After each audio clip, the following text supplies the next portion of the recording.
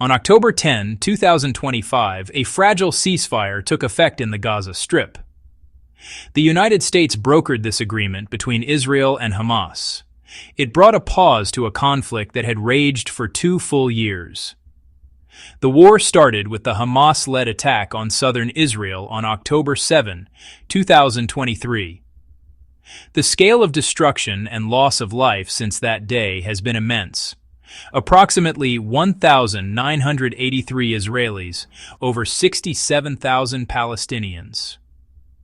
This staggering human cost has left communities on both sides shattered by grief and trauma. The truce represents the initial stage of a broader 20-point plan. This plan was introduced by U.S. President Donald Trump in the preceding week. It received a generally positive, though cautious, reception from Israel-Hamas, the international community. This first phase is built on several key actions. It mandates a comprehensive exchange of hostages and prisoners. It requires a partial withdrawal of Israeli military forces from urban centers in Gaza. It also calls for the opening of humanitarian corridors to allow critical aid to reach Palestinian civilians. These initial steps were finalized during a summit in Egypt. The human toll of the 2-year war is difficult to comprehend fully. In Gaza, entire neighborhoods have been reduced to rubble. Hospitals, schools, universities. Essential infrastructure lie in ruins. The Gaza Health Ministry reports at least 20,000 children killed. That is 1 child every hour over 24 months of fighting. The widespread devastation has created a humanitarian catastrophe. Most of the population is displaced. Clean water, food, medical care are severely limited. The ceasefire offers a moment of respite, but the path to recovery and rebuilding is long and arduous. For Israelis, the war has been a period of profound national trauma and insecurity. The initial attack in 2023 inflicted the single deadliest day in the country's history. The subsequent taking of hostages left hundreds of families in a state of constant anguish. The long conflict has also exacted a cost on Israeli soldiers, with many experiencing physical and psychological wounds. Society has been deeply polarized. Protests against the government's handling of the war and the hostage crisis have been a persistent feature of public life. The ceasefire, therefore, arrives as a moment of relief, but it does little to resolve the deep-seated anxieties about long-term security and political leadership. That's the situation as it stands. A central component of the ceasefire agreement was the hostage and prisoner exchange. This was a highly emotional and politically charged event for both sides. Hamas released the remaining 20 living Israeli hostages who had been held captive in Gaza since October 2023. The group also returned the remains of 4 deceased captives. President Trump hailed their release as a historic day. The return brought an end to a painful chapter for families and Israeli society. The nation watched as former hostages were reunited with loved ones, relief mixed with sorrow for those who did not survive. In exchange, Israel released approximately 1,950 Palestinians. Among them were 250 prisoners serving life sentences. About 1,700 detainees from Gaza were also released. All women and children in Israeli detention were included. For Palestinians, the returns were cause for celebration. Families gathered to welcome home relatives. The exchange was seen as a major achievement. The agreement also stipulated a partial withdrawal of Israeli forces. Within 24 hours, troops began pulling back from major urban areas. Gaza City, Khan Yunis. Both had seen intense fighting and now showed fewer troops. Displaced Palestinians began returning to their neighborhoods, assessing damage, salvaging what they could. It was a first semblance of normal life returning. But the withdrawal is not total. Israel retains control over large buffer zones and key transportation corridors. Forces remain along the border and at strategic points inside Gaza. The Israeli government calls this a necessary security measure. Its aim, prevent Hamas from rearming. So while some cities are clearer of troops, Gaza is not free of military presence. That continued control remains a source of tension and a reminder that things are far from pre-war normal. A critical part of the ceasefire deal is the expansion of humanitarian aid into Gaza. The agreement mandated the reopening of 5 border crossings. These crossings, including the crucial Rafah crossing with Egypt, are now operating under the supervision of the European Union. This arrangement is meant to facilitate a more consistent, substantial flow of supplies. Convoys of trucks have begun to enter, carrying food, carrying medicine, carrying water purification systems, carrying heavy machinery for clearing rubble. International aid organizations, alongside the Red Cross, are coordinating distribution to a population in desperate need. The initial influx of aid has provided a glimmer of hope. After 2 years of severe shortages and a near-total blockade, the arrival of basic necessities is a lifeline. The focus is on addressing the most urgent needs first. Medical supplies are being rushed to the few functioning hospitals. Food aid is being distributed to combat widespread hunger. Health officials warn parts of southern Gaza are on the brink of famine. Teams are working to repair damaged water and sanitation infrastructure. This represents a monumental logistical challenge in a landscape of destroyed roads and precarious security. Despite efforts, delivery has faced significant obstacles. The process has been uneven and fraught with interruptions. On October 13, just days into the truce, Israel temporarily halted the flow of aid. It cited unspecified problems with the implementation of the agreement. The ceasefire itself has proven fragile. Israeli forces have reportedly fired upon and killed Palestinians attempting to return to their homes, disrupting aid distribution. These incidents highlight the difficulty of delivering assistance in a volatile environment where trust is almost non-existent and rules of engagement are unclear. The scale of destruction presents a long-term challenge to humanitarian efforts. Gaza's health officials report most farmland has been destroyed, crippling local food production. A vast majority of homes are now uninhabitable, leaving hundreds of thousands with no shelter. Rebuilding Gaza will require sustained international commitment on a massive scale. The current aid flow, while essential for immediate survival, is only a fraction of what's needed to make the Strip livable again.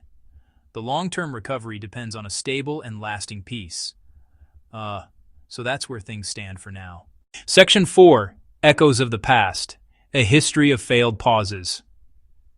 The current ceasefire is not the first attempt to halt the fighting in Gaza. It follows a pattern of previous truces that ultimately collapsed, leading to renewed and often more intense violence. In November 2023, a brief pause in the conflict was negotiated. That deal secured the release of some Israeli hostages and the release of Palestinian prisoners. But the truce was short-lived. Disagreements over terms for further releases and accusations of violations from both sides broke it down. Fighting resumed with devastating consequences, especially for civilians trapped in conflict zones. This history looms over the current agreement, a reminder of how quickly progress can be undone. Another major attempt at peace came in January 2025. That deal failed after only a few months. Afterward, Israel launched heavy military campaigns across 2024 and early 2025. They aimed to dismantle Hamas's leadership and hit its military infrastructure. The operations killed several high-ranking Hamas commanders, but also caused extensive damage to civilian areas. The cycle of pauses, then intensified conflict, has bred deep cynicism among Palestinians and Israelis alike. Many view the current ceasefire with skepticism, fearing another temporary lull. The military and political landscape has been reshaped by this cycle. Hamas is significantly weakened, but not eliminated. It has lost much of its command structure and seen its ability to govern Gaza evaporate. Yet it has shown a resilient capacity to survive. Shortly after the current ceasefire began, Hamas said it would keep its arms, directly challenging disarmament goals in later phases of the Trump plan.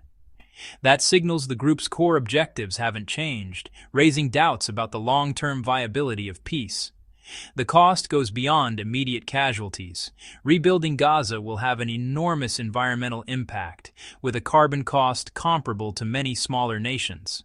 Section 5. The fragility of the present moment.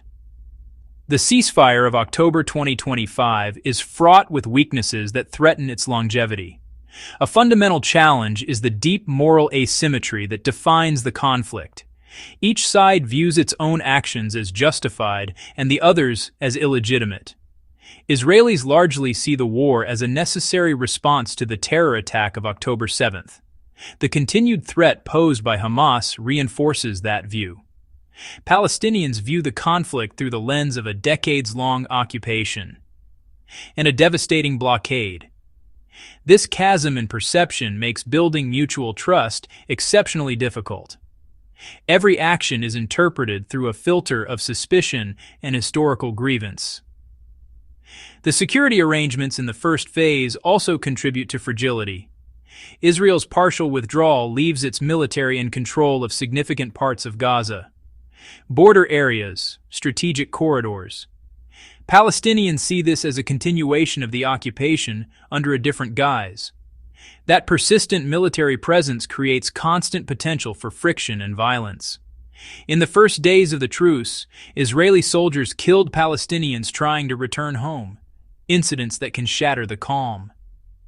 A full and lasting peace seems unlikely as long as this footprint remains.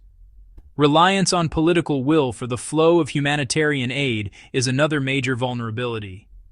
Aid can be used as a bargaining chip, turned on or turned off. The brief suspension of aid by Israel days into the ceasefire shows how fragile the lifeline is. Reconstruction depends on sustained cooperation and international donors. If the political process falters, funding and logistics could evaporate, leaving the population in perpetual crisis. This ties the humanitarian fate of millions to volatile political negotiations. Perhaps the greatest weakness is ambiguity about next steps. The 20-point plan's second phase calls for the disarmament of Hamas and a more comprehensive Israeli withdrawal. It lacks clear, trusted enforcement mechanisms. A U.S.-led board of peace risks alienating regional mediators like Qatar, Egypt. Both have historically played vital roles. Without their active participation and buy-in, and without a neutral, empowered body to oversee implementation. The plan's ambitious goals are unlikely to be realized. The current pause feels more like an intermission than a conclusion. Section 6. Political Fortunes. Trump's ceasefire victory. For President Donald Trump, the ceasefire agreement represents a significant political victory. By personally announcing the 20-point plan and by presiding over the final negotiations, he has positioned himself as a decisive global dealmaker. His administration took credit for breaking a 2-year diplomatic impasse. The powerful imagery of hostages returning home, broadcast worldwide, ties his presidency to a tangible outcome. That allows him to project strength and effectiveness on the world stage. It contrasts with preceding years of intractable conflict. This success is likely to resonate with key constituencies. In the U.S., it could bolster voters who prioritize a strong American global presence. It may also appeal to pro-Israel voters and donors. Former rivals even offered praise. The Biden administration, while noting its groundwork, commended Trump for closing the deal. This rare bipartisan acknowledgement reinforces the narrative that he achieved what others could not. His well-received speech at the Israeli Knesset further solidified support in Israel. But these gains carry significant risks. The ceasefire depends on implementing later, harder phases. If the deal collapses and violence erupts again, his image could be severely damaged. He would be seen not as architect of peace, but as the author of another failed Mideast initiative. The plan's durability is in question, and failure could become a political liability. Critics point to the lack of a clear pathway to a two-state solution. The plan's perceived bias toward Israel could undermine long-term stability. The absence of a political horizon for Palestinians may alienate Arab nations and progressive voters at home. The enormous financial cost of rebuilding Gaza is also a major challenge. America First supporters may balk at committing billions for reconstruction overseas. If the international community views the plan as one-sided, the coalition to fund and enforce it may crumble, leaving the agreement and Trump's political victory on very shaky ground. Section 7. Forging a more durable peace. The October 2025 ceasefire is a critical opportunity. It is only a pause in hostilities. To transform this fragile truce into a lasting peace, concrete and actionable steps are required from all sides. First, enforcement must be managed by a neutral and empowered body. A board of peace should not be led by a single nation. Egypt, Qatar, United Nations, European Union. Establish clear, measurable milestones, disarmament of armed groups, further withdrawal of Israeli forces, aid and reconstruction tied directly to progress. Second, reconstruction of Gaza must be Palestinian-led. Vetted Palestinian technocrats, local governance bodies, non-governmental organizations. Immediate priorities: restoration of essential services, clean water, electricity, hospitals, schools. Revitalize the agricultural sector to fight looming famine and create local jobs. Empower Palestinians to rebuild their own communities. Restore dignity and agency, essential for any long-term political solution. Ensure recovery is sustainable and serves the people's needs. Third, trust-building measures are urgently needed. Israel should immediately freeze all settlement expansion in the West Bank. This single action would send a powerful signal to Palestinians in the Arab world. Convene a regional summit, perhaps in Riyadh. Link further normalization agreements between Israel and Arab states.